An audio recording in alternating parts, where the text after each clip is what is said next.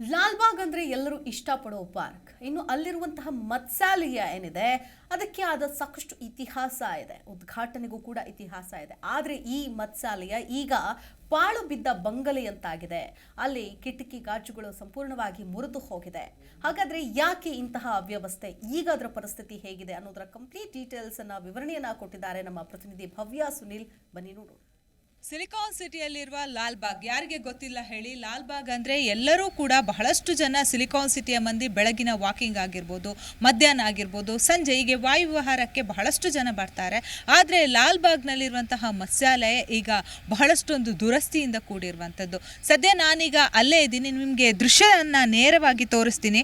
ಸದ್ಯ ನೀವು ನೋಡ್ತಾ ಇರ್ಬೋದು, ನಮ್ಮ ಕ್ಯಾಮ್ರಾಮನ್ ನಾಗರಾಜ್ ಅವರು ತೋರಿಸ್ತಾ ಇದ್ದಾರೆ. ಬೆಂಗಳೂರು ಅಂದರೆ ತುಂಬ ಸೊಗಸಾದ ಫೇಮಸ್ ಜಾಗ ಅಂದರೆ ಅದು ಲಾಲ್ಬಾಗ್.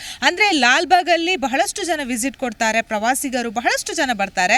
ಆದರೆ ಲಾಲ್ಬಾಗಲ್ಲಿ ಬಹಳಷ್ಟು ಸುಂದರವಾದ ಗಿಡಗಳು ಕೂಡ ಇರುವಂಥದ್ದು. ಆದರೆ ಲಾಲ್ಬಾಗಲ್ಲಿ 1987ರಲ್ಲಿ ನಿರ್ಮಾಣವಾದ ಮತ್ಸ್ಯಾಲಯದ ಪರಿಸ್ಥಿತಿ ಯಾವ ರೀತಿ ಇದೆ ಅಂತ ನೋಡ್ಬೋದು. ಯಾಕಂದರೆ ಲಾಲ್ಬಾಗಿಗೆ ಎಂಟ್ರಿ ಕೊಟ್ಟಾಗ ನಮಗೆ ಪ್ರತಿಯೊಂದು ಸಸ್ಯಗಳಾಗಿರ್ಬೋದು, ಹೂಗಳು ನಮ್ಮನ್ನು ಸೆಳೆಯುತ್ತೆ.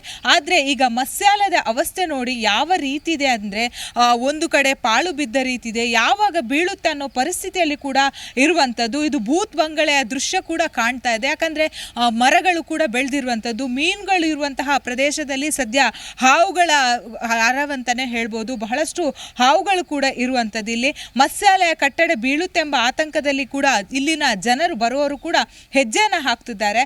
ಬೇಸಿಗೆ ಕಾಲದಲ್ಲಂತೂ ಬಹಳಷ್ಟು ಸರ್ಪಗಳು ಬಹಳಷ್ಟು ಲಾಲ್ಬಾಗ್ ಸುತ್ತಮುತ್ತ ಬರುತ್ತದೆ ಅಂತ ಈಗಾಗಲೇ ಇಲ್ಲಿರುವಂತಹ ವಾಕಿಂಗ್ ಬರುವವರಾಗಿರ್ಬೋದು, ಪ್ರವಾಸಿಗರು ಕೂಡ ಹೇಳ್ತಾ ಇರುವಂಥದ್ದು.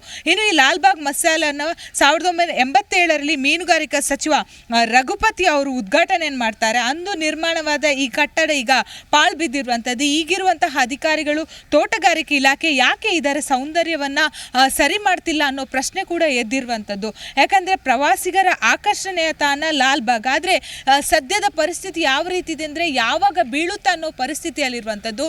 ಅಂದರೆ ಇಲ್ಲಿ ಮತ್ಸ್ಯಾಲಯ ನಿರ್ಮಾಣ ಮಾಡಿರುವಂಥದ್ದು ಮೀನುಗಳನ್ನು ಸಾಕಾಣಿಕೆಗೆ. ಆದರೆ ಈಗ ಮೀನುಗಳು ಸಾಕಾಣಿಕೆ ಪ್ರದೇಶದಲ್ಲಿ ಸದ್ಯ ನೀವೇ ಚಿತ್ರಣದಲ್ಲಿ ಕೂಡ ನೋಡ್ತಾ ಇರಬಹುದು, ಯಾವಾಗ ಬೀಳುತ್ತೆ ಅನ್ನೋ ಪರಿಸ್ಥಿತಿಯಲ್ಲಿ ಕೂಡ ಒಂದು ದೃಶ್ಯ ಕೂಡ ಕಾಣ್ತಾ ಇರುವಂಥದ್ದು.